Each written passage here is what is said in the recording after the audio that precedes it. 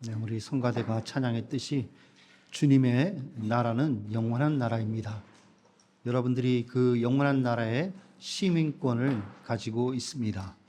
여러분들이 가지고 있는 이 세상의 파스포트는 5년 혹은 10년마다 다시 갱신을 해야 되지만 여러분들이 가지고 있는 하늘의 시민권은 영원한 시민권입니다. 그 소망을 붙잡으시고 영원히 주님 안에서 영원토록 살아간다는 그 소망을 굳건히 붙잡으시기를 주의 이름으로 축원합니다. 네, 오늘 우리에게 주시는 하나님의 말씀은 누가복음 11장 23절로 26절까지 말씀입니다. 교독하도록 하겠습니다. 나와 함께 하지 아니하는 자는 나를 반대하는 자요, 나와 함께 모으지 아니하는 자는 해치는 자니라.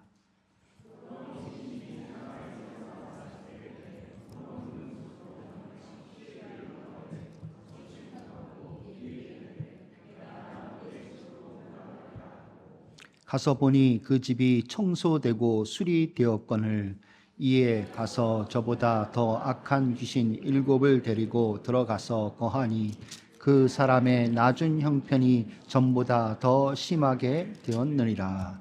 아멘. 자, 우리 주 안에서 서로 인사하겠습니다. 서로 바라보시면서 밝게 웃어주시기 바랍니다. 반갑습니다. 네, 반갑습니다. 웃음도 전염이 되는 것 같아요. 상대방이 웃으면 나도 웃게 되죠. 주 안에서 서로 화목하게 지내시는 여러분들의 복된 관계가 되기를 바랍니다. 오늘 말씀의 제목 우리 다 같이 한번 읽어보겠습니다. 시작. 성도에게 중립은 없다. 일본은 저출산으로 인해 지금 현재 빈집이 많다고 합니다. 전국적으로 900만 채가 비어 있다고 합니다. 한국도 이제 부동산 투자는 미래가 없다라는 말까지 나오고 있습니다. 인구가 감소하면서 농촌의 빈집들이 속출하고 있습니다.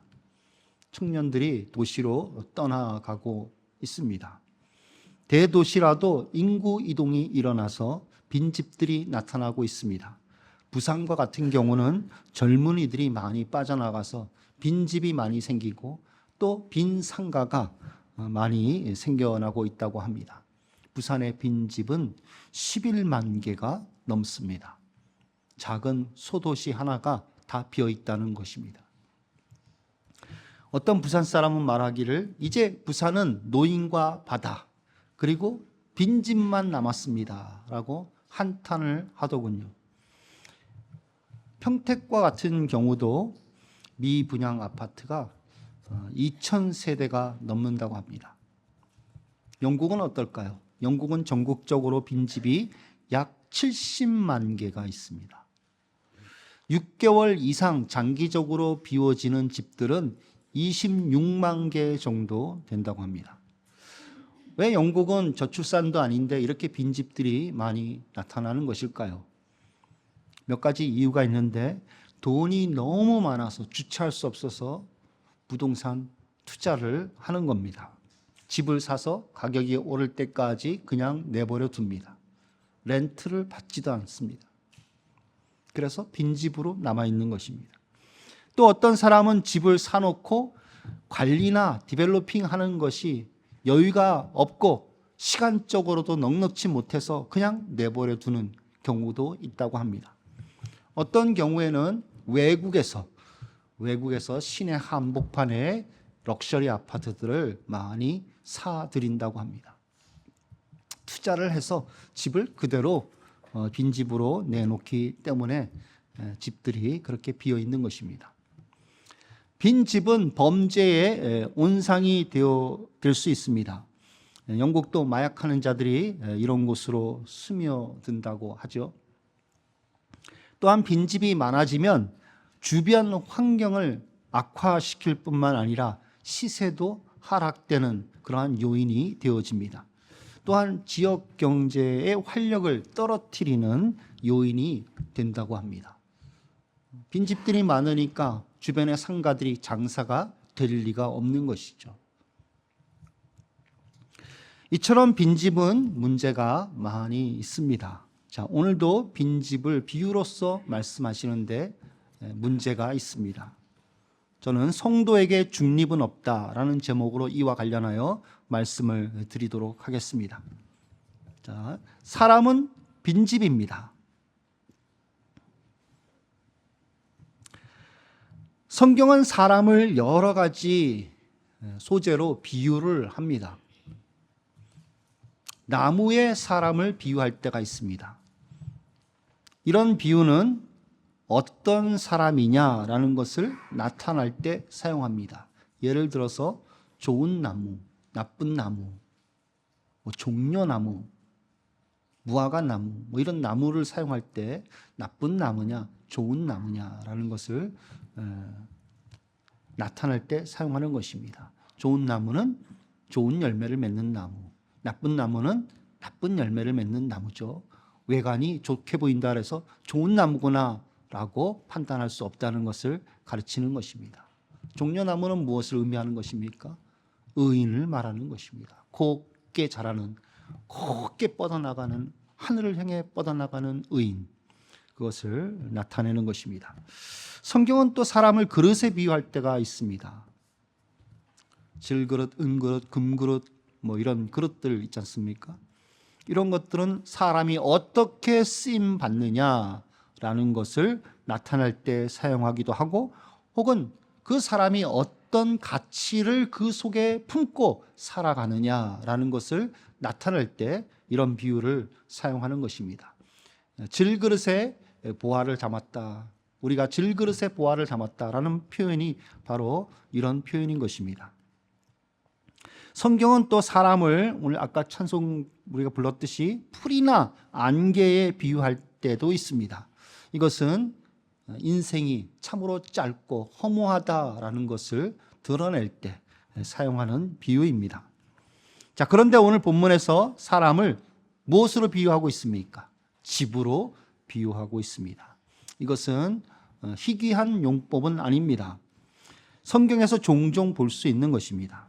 예를 들어서 고린도후서 5장 1절에서 보면 우리의 장막집이 무너지면이라는 표현을 사도 바울께서 하셨습니다.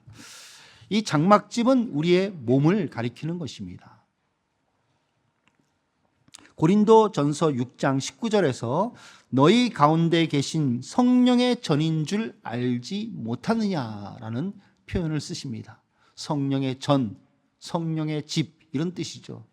그러니까 성령께서 거하시는 성전이다라고 표현을 하고 있습니다.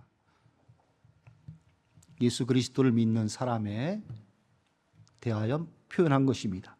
고린도전서 3장 9절에서는 너희는 하나님의 밭이요 하나님의 집이니라 라고 역시 집으로 비유를 했습니다. 이것도 하나님의 성전과 동일한 의미입니다. 요한계시록 3장 20절에 보면 누구든지 내 음성 듣고 문을 열면 이라는 표현이 있습니다. 문을 말씀을 했는데 이것은 성도를 집으로 전제한 그러한 표현이라 말씀드릴 수 있습니다. 이처럼 성경에서 사람을 집으로 비유할 때 누가 그 집에 거주하는지에 포커스가 맞춰져 있습니다. 사람을 빈집으로서 비유한 것은 사람 속에 영적인 존재가 내주할 수 있다라는 것을 의미하는 것입니다. 사람은 본래 그렇게 창조되었다는 것입니다. 사람은 본래 영적인 존재를 모시는 존재로 창조되었다는 것입니다. 그래서 파스칼이 뭐라고 얘기했습니까? 우리 속에는 진공 공간 같은 그런 텅 빈 공간이 있다고 말하지 않습니까? 그 공간이 하나님으로 말미암아 채워지는 공간이다. 그런 표현을 파스칼은 했습니다. 자, 다시 말씀드리면 사람은 영적 주인을 섬기는 존재다라는 것입니다. 자, 이 점과 관련하여 오늘 제가 두 가지를 여러분들에게 말씀드리겠습니다. 첫 번째, 중립은 없다입니다. 중립은 없다. 전도를 해보면 별의별 사람들을 다 만나는데 가끔 이렇게 말하는 사람들을 만날 때가 있습니다. 나는 무교다. 나는 종교 같은 거 믿지 않는다. 아예 처음부터 탁 손절을 해요. 나는 에이티스트다. 근데 그 얼굴과 그 표정과 그 태도가 엄청나게 당당합니다. 자신감이 있어요. 나하고 아깅을 해보려면 해봐. 이런 식으로 탁 아주 당당하고 자신감 있는 그런 모습으로 대합니다. 마치 내가 이성적인 사람이며 내가 정상이다. 네가 비정상이다 라고 항변하듯이 그렇게 대하는 것을 느낄 수가 있습니다. 자, 이런 반응을 접할 때 저는 이런 질문을 생각해 보게 됩니다. 과연 저들이 당당함이 인생의 끝까지도 남아있을 것인가? 청소를 깨끗하게 잘 해놓은 빈집은 당분간은 참 보기 좋습니다. 그리고 어느 정도 유지가 됩니다. 그러나 시간이 오래 지나면 망가지는 법입니다. 오랜 시간 동안 사람의 손이 닿지 않으면 거미줄이 여기저기 쳐지게 되고 먼지가 쌓이게 되는 것입니다. 곰팡이도 여기저기 피게 되고 벽지는 색이 바라게 됩니다. 시간이 더 오래 지나면 쥐가 여기저기를 쏘라 구멍을 낼 수도 있습니다. 그리고 배설물로 더럽힐 수가 있는 것입니다. 집 밖에는 풀이 무성하게 자라고 덤불이 벽을 타고 올라가며 집을 덮쳐버립니다. 나무들은 크게 자라고 뻗어나가는 뿌리 때문에 건물에 금이 가기도 하는 것입니다. 처마 밑에 나무판, 썩어 물이 스며들어가기도 하며 문의 경첩은 녹이 슬어서 바람을 따라 삐그덕 소리를 냅니다. 한옥이라면 창호지는 너덜너덜해져서 구멍이 나서 폐가와 같은 모습을 보여주는 것입니다. 사람이 살지 않으면 깨끗하게 청소된 집도 시간이 지남에 따라 이렇게 폐가로 전락하게 되는 것입니다. 이처럼 나는 내가 주인이다, 나는 무신론자다 라고 스스로를 여기는 사람은 그 당시는 괜찮지만 세월 속에 낡아지는 집과 같이 시간이 지나면서 변하게 되는 것입니다. 건강한 시절에는 문제가 없어 보입니다. 그러나 육신의 장막이 무너져 내리는 때가 되면 자신이 자신을 감당할 수 없는 상태에 이르게 된다는 것입니다. 우리 교회 서진성 장로님 돌아가셨는데 서진성 장로님이란 분이 계셨습니다. 암과 투병을 하실 때 그분이 하신 말씀이 저는 잊혀지지가 않습니다. 내 몸이 내 것이 아닙니다 라는 말씀을 병상에서 하시더군요. 내 몸이 내 것이 아닙니다. 내 몸이 내가 주인이 아니라는 것이죠. 그거를 그 병상 속에서 그 암과 투병하면서 깊이 깨달으신 거예요. 저도 수술을 해보니까 그 말뜻을 조금이나 알겠더군요. 내 몸이라고 내 마음대로 할 수 있는 것이 결코 아니라는 것을 알게 되었습니다. 아침에 양치질을 하다가 거울을 보면서 문득 이런 생각을 했습니다. 흰머리가 많이 생겼네. 여기하고 여기 이렇게 흰머리가 생겼더라고요. 물론 이제 흰머리는 뭐 매일 아침 봤던 거지만 그날따라 문득 거울을 보면서 그런 생각이 들었어요. 이 나이가 되니까 흰머리가 나도록 되어져 있구나. 이미 정해져 있구나. 내가 흰머리가 나도록 노력도 안 했고 흰머리가 나라고 하지도 않고 흰머리를 허락지도 않았는데 흰머리가 이 나이가 되니까 이렇게 자동으로 나는구나. 나는 것을 새삼 느꼈습니다. 그러면서 한 말씀이 생각이 났습니다. 내가 한 터럭도 희고 검게 할 수 없음이라. 주님의 말씀이 생각이 났습니다. 내 몸도 내가 주인이 아닌 것입니다. 나는 더욱 내가 주인이 아닌 것입니다. 나는 내가 주인이다 라고 살아온 사람들은 별 문제 없이 살아왔을지라도 죽을 때 위로를 결코 받지 못할 것입니다. 천국의 소망이 하나도 없을 것입니다. 엄습해 오는 죽음의 절망과 공포 가운데 혼자 그것을 맞이해야 하는 것입니다.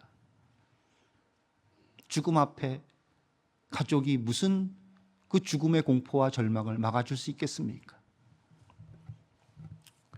이렇게 절망과 공포 속에 죽어간 사람이 한 예가 있죠. 지난번에 말씀드렸던 장폴 샤르트르가 그 예가 아니겠습니까? 그는 무신론적 실존주의자로 살면서 자신의 선한 의지를 강조를 했고 자신감을 강조했던 당당한 사람이었습니다. 그러던 그가 죽기 전에 한 행동은 세상을 경악하게 만들었습니다. 두려움과 절망 속에 병원 사람들에게 미친 듯이 욕설을 하며 물건을 집어 던지며 미치광이의 바락과 같은 모습을 보여주었기 때문입니다. 육신의 장막이 무너져 내리는 죽음 앞에서 평강은 없었던 것입니다. 위로도 없었던 것입니다. 소망도 없었습니다. 오직 절망과 분노뿐이었던 것입니다. 이렇게 죽고 나면 그 뒤에 누가 빙그레 웃는다고 C.S. 루이스가 말을 했습니까?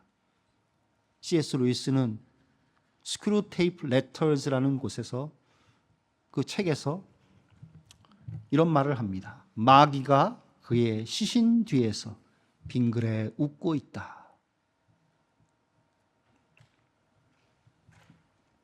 주인은 자신이 아니었던 것입니다. 자기 마음대로 사는 것 같으나 마귀가 삶의 주인이었던 것입니다. 마귀가 복음의 광채를 막았던 것입니다. 마귀가 시선을 세상의 삶에만 집중하도록 그렇게 막았던 것입니다. 마귀가 괄호 안에 인생이 전부인 줄만 알고 그곳에 올인하며 살도록 그렇게 만들었던 것입니다. 사람은 빈집입니다. 예수님이 지배하시든지 아니면 마귀가 지배하든지 둘 중에 하나입니다. 성령이 지배하시든지 아니면 악령이 지배하든지 둘 중에 하나인 것입니다. 중립은 없습니다.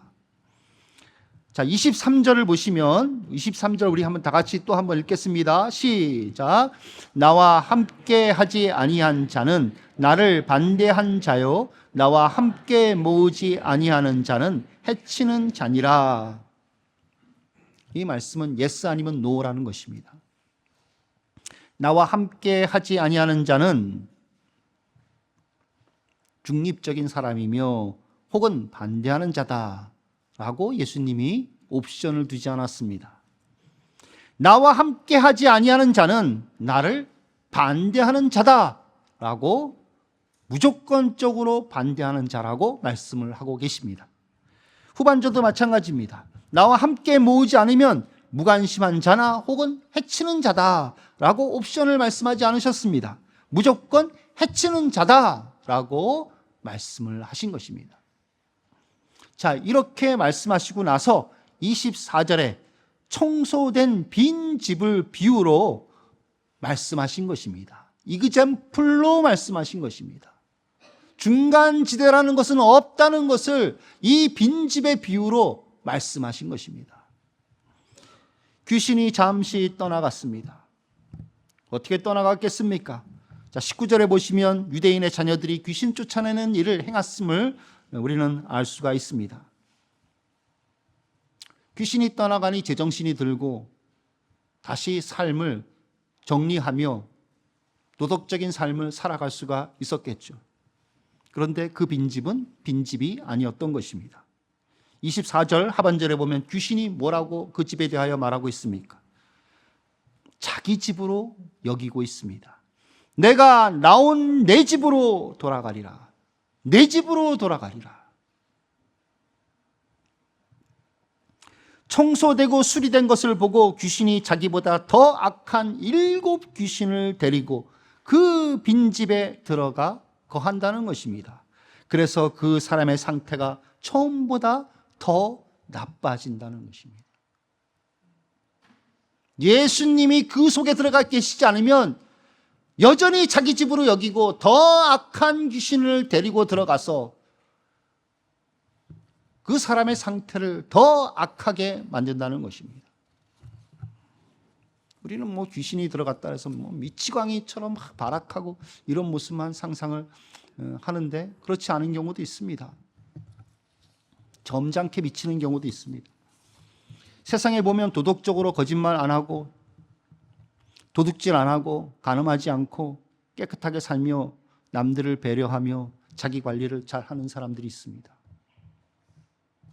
아주 성품이 좋아 보이는 인격적인 그러한 사람들을 세상에서는 만날 수 있습니다. 그런데 이 사람들이 복음에 대하여 더 강팍한 마음을 의외로 갖고 있는 경우를 종종 우리는 볼 수 있습니다. 자신의 의 때문인 것입니다. 저 사람 예수님 믿으면 정말 참 좋겠다. 저렇게 훌륭한 인격을 가진 사람이 예수님 믿으면 얼마나 잘 믿을까. 우리는 그렇게 생각하고 예수님에 대해서 얘기를 해보지만 의외로 그 사람의 마음은 정말 철문처럼 꽁꽁 닫혀져 있습니다. 완악하게 복음에 대하여 반대하는 모습들을 볼 수 있습니다. 자, 이런 것을 오늘 말씀에 비추어서 이해한다면 어떤 모습일까요? 도덕적으로 깨끗하게 청소된 사람에게 더 악한 귀신 7이 들어가 복음의 광채가 그 마음에 비춰지지 않도록 완전히 지배해버린다는 것입니다. 완전히 노를 하고 막아버린다는 것입니다. 어떤 사람은 예수님 믿다가 믿음을 저버린 사람이 있죠. 한때 교회의 신앙생활의 맛을 보고 교회 시스템을 알고 교회의 영적인 분위기를 아는 사람이 믿음을 저버리고 돌았으면 그 사람은 다시 회개케 하기가 어렵습니다. 복음을 전해서 그 사람이 다시 예수님을 영접하게 하기는 정말 어려운 것입니다. 빈집 같지만 빈집이 아닌 것입니다. 예수님이 거하시든지 아니면 마귀가 거하든지 둘 중에 하나인 것입니다. 예수님을 모시지 않으면 마귀와 살게 되는 것입니다. 나의 주인 같지만 아닌 것입니다. 예수님이 주인이 되지 않으면 마귀가 주인이 됩니다. 만약 지금 이 자리에 예수님을 영접하지 않으신 분이 있다면 지금 당장 기도하시기 바랍니다. 끝나고 나서 집에 가서 기도하지. 아니에요. 지금 기도하세요. 지금 기도하지 아니하면 그 기회는 다시 오지 않을 수도 있습니다. 이렇게 기도하세요. 지금 앉아 계시잖아요. 기도할 수 있습니다. 짧은 기도. 예수님, 내 안에 들어오십시오. 나를 지배해 주십시오. 다스려 주십시오. 이 기도만 하시면 됩니다. 이 짧은 기도가 인생의 전환점을 만들어낼 수 있습니다. 여러분들의 주인이 바뀌게 되는 것입니다. 마귀가 떠나가게 되고 예수님께서 거하시게 되는 것입니다. 아무리 강한 마귀가 역사한다 할지라도 예수님이 더 강한 분이신 것입니다. 강한 자보다 더 강한 자 예수님이 오시면 마귀는 떠나가게 되는 것입니다. 그러면 마음에 천국이 이루어지게 되는 것입니다. 그것이 22절에서 말하고 있지 않습니까? 더 강한 자가 와서 그를 굴복시킬 때에는 그가 믿던 무장을 빼앗기고 그의 재물을 나누니라. 이 더 강한 자는 예수 그리스도를 가리키는 것입니다. 예수 그리스도께서 여러분 가운데 거하시면 여러분들의 마음은 천국이 이루어지는 것입니다. 찬송가의 가사처럼 내 주 예수 그리스도를 모신 곳이 그 어디나 하늘나라가 되는 것입니다. 이미 예수님을 영접한 사람들은 예수님을 실질적으로 잘 믿으시기를 바랍니다. 정작 예수님은 문 밖에서 두드리고 계실 수 있기 때문입니다. 라오디게아 교인들은 믿는 사람들이었지 않습니까? 예수님을 믿는 사람들이었지만 그 믿는 사람들에게 예수님이 편지하시는데 내가 문 밖에 서서 두드리노니 누구든지 내 음성 듣고 문을 열면 내가 들어가 그와 더불어 먹고 그는 나와 더불어 먹으리라 라고 말씀했습니다. 예수님을 영접했지만, 예수님을 믿었지만 예수님이 여전히 내 삶의 바운더리에 있지 않고 밖에 계실 수 있다는 것입니다. 여전히 내 집에 내가 지배하며 내가 주인 노릇을 하는 것처럼 여길 수가 있다는 것입니다.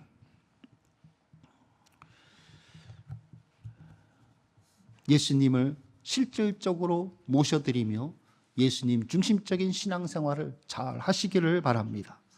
마음으로 믿음 위에 서지 마십시오. 말로만 믿음 위에 서지 마십시오. 다 속임수에 걸려드는 겁니다. 오직 행함으로 믿음 위에 서시기 바랍니다. 여러분들이 행함으로 믿음이 나타나기까지 그것은 여러분들의 믿음이 아니다라고 생각을 하셔야 합니다. 내 믿음이 나는 이 정도다. 무엇을 기준으로 그렇게 생각하시는 겁니까? 내 마음? 내 말? 아닙니다. 내 믿음이 이만큼이다라고 하면 그만큼의 삶에 나타나는 액션을 보고 말을 해야 하는 것입니다. 그날에 예수님께서 오실 때 각자의 행한 대로 상을 주실 것입니다. 행한 대로 상을 주신다고 했습니다. 말한 대로가 아닙니다. 생각한 대로가 아닙니다. 행한 대로입니다. 예수님을 잘 믿어 천국 소망으로 가득한 우리 한빛교회 성도님들 다 되시기를 축원합니다. 자, 둘째, 주와 함께하고 주와 함께 모으라는 것입니다. 주와 함께하지 않으면 반대하는 자며 주와 함께 모으지 않으면 해치는 자인 것입니다. 중립은 없습니다. 나는 예수님과 함께하지 않고 함께 모으지도 않았지만 예수님에 대하여 반대한 적은 없습니다. 적대한 적은 없습니다. 라고 말할 수 있는 분이 있을지도 모르겠습니다. 정말 그럴까요? 이런 경우를 여러분들이 한번 만났다고 상상을 한번 해보십시오. 어떤 공동체에서 한 사람을 알게 되었는데 어느 날부턴가 그 사람이 여러분들에게 차갑게 대하기 시작합니다. 물론 입으로 공격적인 말을 하지 않습니다. 비난을 하지 않습니다. 그러나 그 사람은 철저하게 여러분을 무시합니다. 이그노어합니다. 그 사람에게 있어서 여러분은 그림자와 같습니다. 눈을 마주쳐 인사를 하려고 해도 어느새 고개가 딴 데 돌아가 있고 다른 곳을 쳐다보며 갑니다. 혹은 앞만 보고 직진해서 갑니다. 가까이 다가가서 얘기를 좀 해보려면 어느새 다른 사람과 얘기를 하고 그 대화에서 시선을 조금도 바꾸지 않고 대화에 끼어들 여지조차 주지 않습니다. 어쩌다 말할 기회가 주어지면 그냥 형식적인 웃음으로 말할 뿐입니다. 이런 사람이 여러분들 주변에 있다면 여러분들은 그런 사람을 어떻게 생각하시겠습니까? 한국적인 표현으로 저는 밥맛이다 그렇게 말할 것 같습니다. 저는 밥맛을 유학생활하면서 몇 번 경험해 봤습니다. 한국 사람들은 이런 경우가 별로 없어요. 컬처상. 그러나 외국에서는 이런 경우를 접할 수 있습니다. 자, 이 경우를 예수님과 여러분 사이에 한번 적용해 보십시오. 기도하는 시간은 형식상 식기도 할 때뿐입니다. 나머지 시간은 컴퓨터에 앉아서 일을 하는지 신문을 읽는지 열심히 컴퓨터 앞에 앉아서 몰두를 합니다. 개인 시간이 나면 저녁에는 유튜브나 게임에 몰입하기에 바쁩니다. 전혀 부역원들이나 교인들에 대한 주중의 생각이 없고 가족의 영적 상태에 대해서도 거의 관심이 없습니다. 성경책이나 모바일 성경 앱은 주일에만 펼쳐봅니다. 마음의 영적인 생각이나 소원이 일어나고 있는데 그냥 덮어버립니다. 기도해야 되겠다. 이제부터 성경을 읽어야 되겠다. 이런 마음이 막 속에서 일어나는데 아니야. 쇼핑 가야지. 아니야. 짐에 가야지. 골프할 시간이네. TV 프로그램 할 시간이지. 이렇게 덮어버린다는 것입니다. 이런 여러분을 예수님의 입장에서 바라본다면 어떻게 평가하시겠습니까? 밥맛이죠? 적대시한 적은 없습니다. 무관심으로 그저 대한 것입니다. 그렇지만 이 무관심도 영적인 죄라는 것입니다. 예수님을 적대시하지 않았지만 중립이 아닙니다. 무관심으로 예수님을 디스한 것입니다. 예수님은 오늘 말씀을 통해 선언하십니다. 나와 함께 하지 아니하는 자는 나를 반대하는 자요, 나와 함께 모으지 아니하는 자는 해치는 자니라. 예수님과 사탄 사이에 회색지대는 없습니다. 사탄과 함께 서느냐, 예수님과 함께 서느냐, 둘 중에 하나인 것입니다. 강한 자와 함께 하느냐, 더 강한 자와 함께 하느냐, 둘 중에 하나인 것입니다. 사탄의 나라에 서 있느냐, 하나님 나라에 서 있느냐, 둘 중에 하나입니다. 가운데 DMZ는 없습니다. 확실하게 신앙생활 하셔야 합니다. 천국이 있다고 믿는다면 확실하게 믿어 천국 가야 하지 않겠습니까? 중립은 없습니다. 믿든지 안 믿든지만 있을 뿐입니다. 자기 지체를 죄에 내어주어 불의의 무기가 되게 하느냐, 아니면 하나님께 드려 의의 무기가 되게 하느냐, 둘 중에 하나만 있는 것입니다. 성도에게 중립은 없는 것입니다. 마지막 날 예수님이 각자의 행위대로 상을 주신다는 것을 믿는다면 확실하게 믿음 생활을 해야 되지 않겠습니까?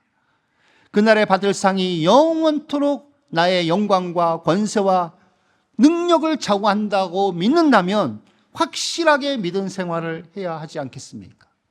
올림픽 대회에 출전하는 선수들, 그 대회에 출전하기 위하여 얼마나 피나는 고통의 연습을 합니까?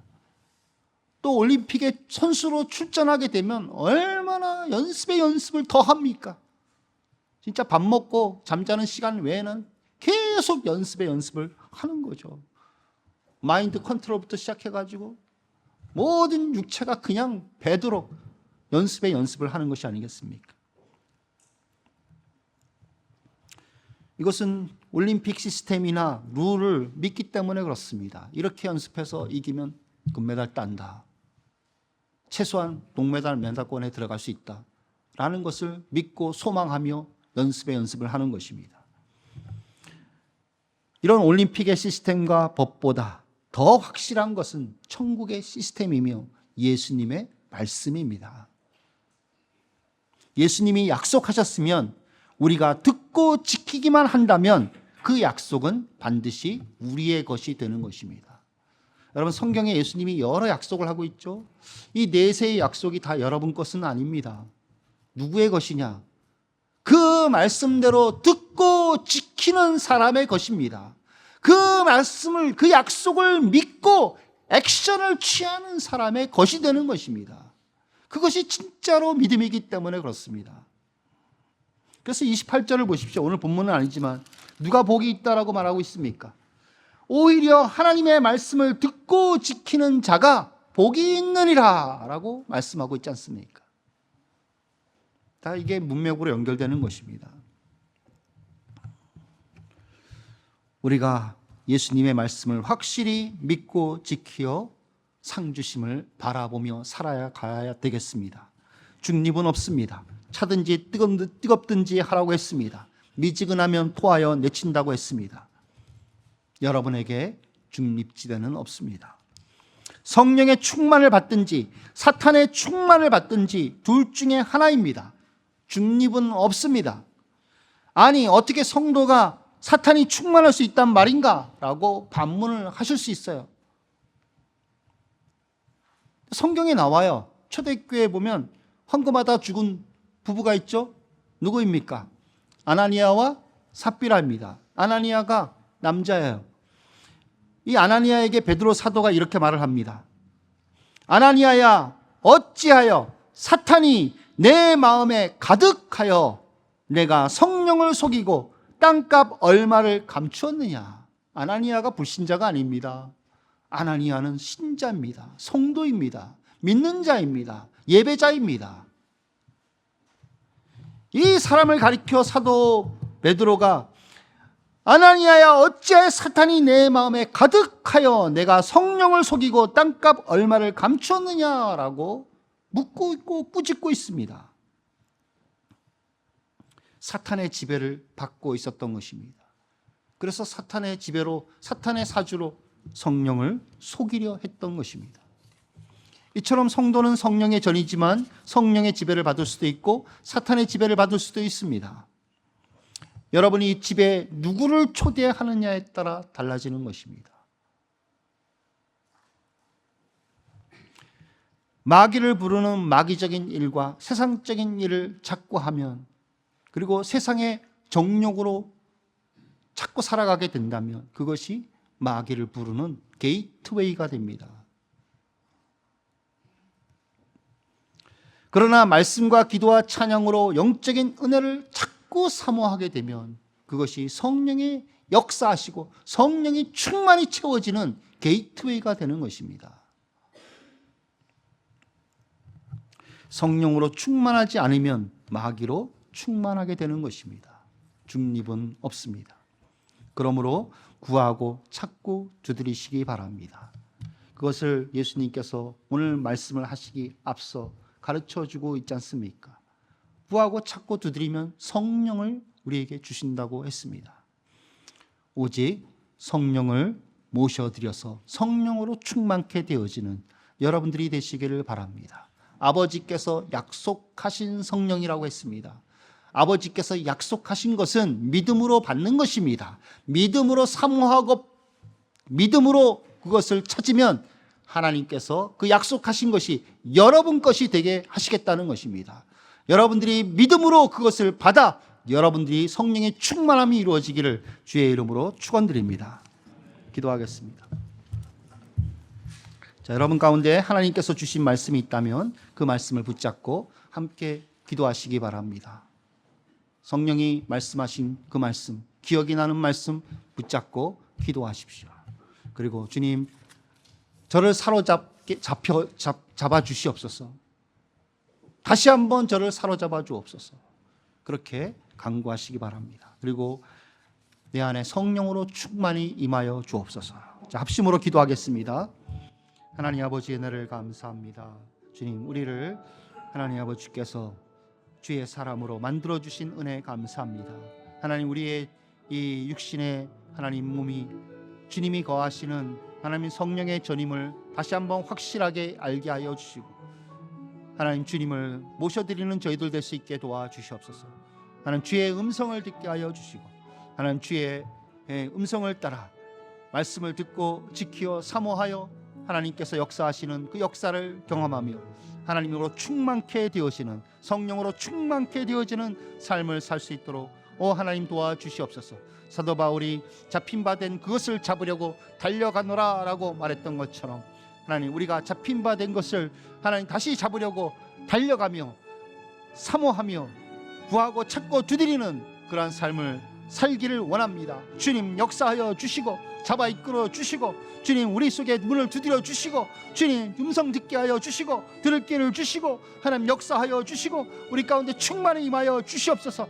주님으로 충만케 하여 주옵소서. 중립지대는 없는 줄 믿습니다. 하나님 중립지대가 없다고 선언하게 하여 주시고, 오직 성령으로 충만케 되어지는 저희들이 되게 하여 주셔서 기쁘고 감사와 넘치는 생활을 하게 하여 주시고, 영원한 상급을 바라보며 살아가는 천국의 삶을 살 수 있도록 도우시고 역사하여 주시옵소서. 하나님 아버지, 주께서 임하여 주시고 우리 한빛교회 교우들은 분명한 하나님 아버지 성령의 충만함으로 채워지는 삶을 살게 하여 주시옵소서. 빈집으로 살지 않게 하여 주옵소서. 중립이 없음을 알게 하여 주시고, 하나님으로만 충만케 되어지고 예수 그리스도로만 충만케 되어지는 삶을 살게 하여 주시옵소서.